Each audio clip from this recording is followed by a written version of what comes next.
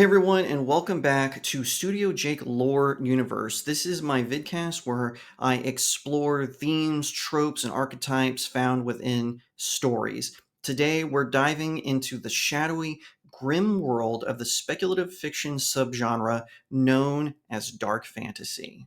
You know, those stories that make your skin crawl but also keep you glued to the page or maybe the screen? From the blood-soaked pages of Berserk to the cosmic dread of Lovecraft's Cthulhu mythos, dark fantasy has a grip on us. But why? What makes this genre so irresistible? We're going to break it down. So grab a soda or a cup of coffee or maybe a sword and let's go beyond the pages. Cause I've been living life right like I could just die any minute. Going for a ride down the side, PCH, country limit. I don't need a guide. To begin with, what is dark fantasy? Well, it often gets confused with a variety of horror subgenres like cosmic horror, gothic horror, and even its cousin known as grimdark or fantasy horror. They all kind of get tied into dark fantasy. And don't get me wrong, there is a lot of crossover, but horror's primary focus is to invoke fear. Dark fantasy, on the other hand, may have frightening elements, but invoking fear or shock or splatter may not serve the main purpose. Now, we take a look at high fantasies like J.R.R. Tolkien's The Lord of the Rings, and certainly there are elements of doom, but we see the heroes rise to the occasion to face this doom. There is a wellspring of hope, optimism, and courage, and even love set within these worlds. Dark fantasies tend to play into those negative human emotions, and in some cases, they try to get you to wonder if the characters will even survive.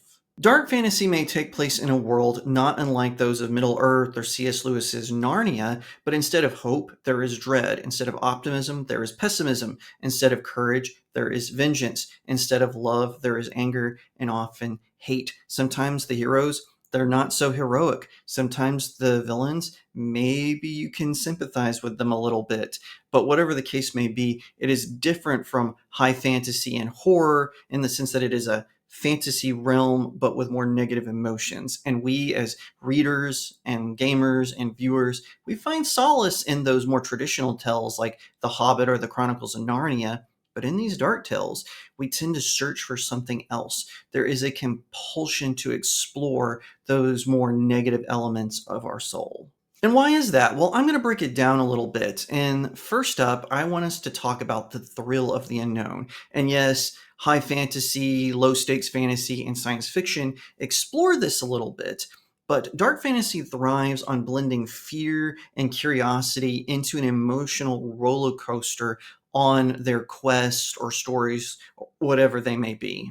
Going back as far as the grim fairy tales, we can find this in stories like Hansel and Gretel. We find that the forest is terrifying, full of witches and wolves, but it's also a little magnetic. Despite the childish search for a house made of candy and a witch who makes good treats, you want to know what's lurking in those shadows. It has a mix of dread and fascination that is primal. Psychologically, that taps into our survival instincts, and our brains are wired to explore the unknown, even if it could mean our demise. Take Robert E. Howard's Conan the Barbarian, and yes, it does blend sword and sorcery, but this idea of an ancient, invincible warrior like Conan who fights monsters, dark mages, and whole armies enough to drive characters to surrender, but it pulls us as readers in. And like I said, there is a mix of sword and sorcery there, but he certainly has some darker adventures. Howard didn't just stick to one aspect of the genre with Conan. And that tension of wanting to run but needing to look closer is why we keep turning the pages on stories like Conan the Barbarian. It's not just scary, it's a dare to confront the abyss, and we love it. It is not just about exploring a strange new world, but wondering if we can survive it, no matter what darkness lies there.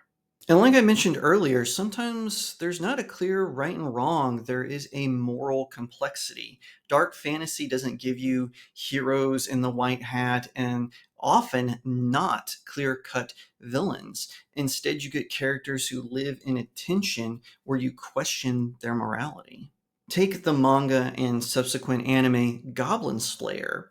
Our protagonist is not your typical knight in shining armor. He is not even a knight, despite the armor that he wears. And officially, he's an adventurer, a high ranking silver adventurer, in fact. But unofficially, he is a monster hunter who does not roll the dice. By that I mean he does not gamble, he just charges in. He uses swords, spears, saws, poison, fire, magic, and often brute force for his singular mission to slay goblins. He cares not about saving the world or being a hero, he only wants to go after goblins.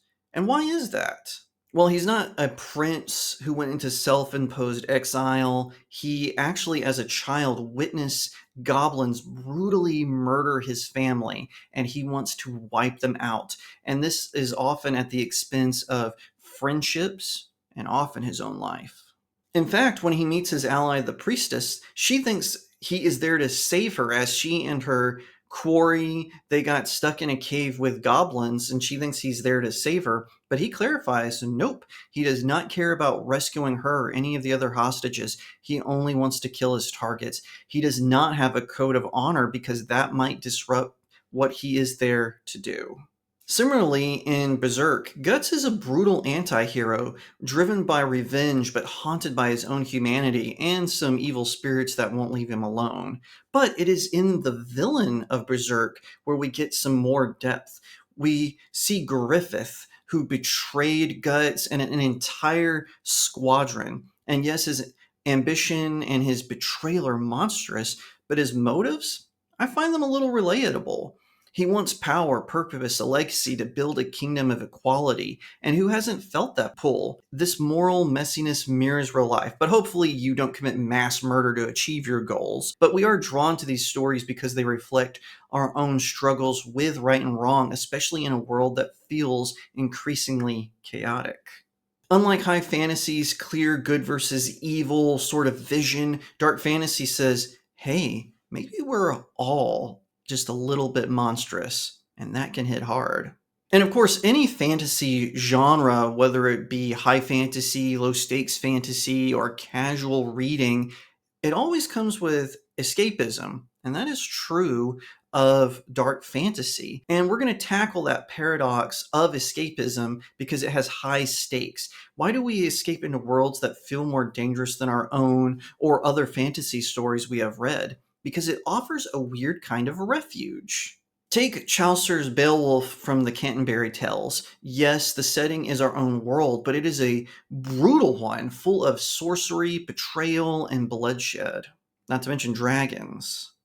As we read, we find that there's something freeing about Beowulf's raw survivalism. He's not bogged down by rules or bureaucracy or even existential dread. He just swings his sword at Grendel and keeps moving. But the world itself, it seems relentlessly grim. Grendel and his mother's threats are a constant visceral reality. But that danger gives the story of Beowulf a lot of weight. It's escapism that doesn't let you zone out. You're invested because the stakes are real. The choices matter because whole communities could perish if the hero does not make the right call or take a stand, even if that choice is kind of morally ambiguous. Psychologically, this lets us process our own fears in a safe space. We're not just escaping, we're confronting life's chaos through the lens of these stories. Dark fantasy isn't just about cool monsters or epic battles, it's a mirror for our real world anxieties. As I mentioned, Lovecraft, sure, he has more cosmic horror elements, but those magical realms definitely reflect that existential dread, the fear that humanity is insignificant in a vast, uncaring universe. Sound familiar? Sounds like a lot of dark fantasy realms to me. In today's world, we're faced with a lot of turmoil that goes on politically and socially, and that hits close to home. We can also see that in the world of The Witcher. It is a world full of corrupt politicians, corrupt kings, communities under constant threat, and moral decay. It feels like a commentary on our own society, and we see it through the world of Geralt, of powerful warrior who goes about just doing what he needs to do to survive. And even the aforementioned Grimm fairy tales, those were originally cautionary tales for children, but they symbolize that fear of abandonment, betrayal, or losing control. Dark fantasy lets us wrestle with those big issues: political chaos, personal loss, often even death, and we see it through the lens of myth and mythology. It's cathartic, giving shape to fears that we can't always name. Now we'll have a little fun with it, but let's talk about the aesthetic allure of dark fantasy, how the atmosphere can be a character in and of itself. One example that comes to mind are the grim visuals in the C.S. Lewis novel Till We Have Faces, those haunting, heavy descriptions of intimidating mountainscapes and hidden castles. We see the characters of this myth retold, specifically the myth of Psyche, as they encounter strange deities and monstrous creatures, not to mention strange fates. They are terrifying, but also intriguing to explore the landscapes and, like I said, just the aesthetics of it. This sort of aesthetic taps into folklore roots. Think about the animated feature film from Ralph Bakshi, Fire and Ice. It has dark woods, strange rivers, and lava layers, not to mention ice mountains. It is stunning, it's primal, and it's cool, to be quite frankly. That vibe isn't just window dressing, it amplifies the story's emotional weight as we watch the heroes and even the villains explore. A good dark fantasy world makes you feel like you're there, heart pounding and ready to face the unknown, even if you could meet your demise. In conclusion, why does dark fantasy grip us? Well, like I said, it's the fear of the unknown, it's the messy morality, it's the high stakes escapism, and the way it mirrors our fears. Not to mention that irresistible, sort of frightening vibe that the aesthetics can give. From the grim fairy tales to Berserk to Fire and Ice, these stories let us explore the darkest corners of our minds while we still feel alive, even though we think if we were actually to be put in those worlds, it would be a struggle for survival. What's your favorite dark fantasy story? Let me know in the comments section below, and let's geek out together. My personal favorites include the Tales of Conan the Barbarian, Goblin Slayer, Till We Have Faces, but there's a lot more to that. I could go on and on naming them. If you like that video, be sure to give it a like, share it out to all your friends, leave me a comment, tell me what you think, and subscribe. Don't forget to check out my new website, studiojakemedia.substack.com. The link is in the description of the video. It's the best way to support me. I've got different subscription tiers that unlock different prizes, including being able to choose the topic for my vidcast as well as my website. So that's a pretty cool deal. At that same website, there's a conveniently titled Buy My Book section. It's where you can pick up one or all four of my novels. I've got links all over the place, but you can find them all on Amazon.com. Check them out. I hope you give me a 5-star review. Let me know what you think about them. I really appreciate it. It helps out small indie creators like myself. Once again, thank you so much for watching this new edition of Lore Universe. Thank you so much, and I'll see you next time right here on Studio Jake. I'm living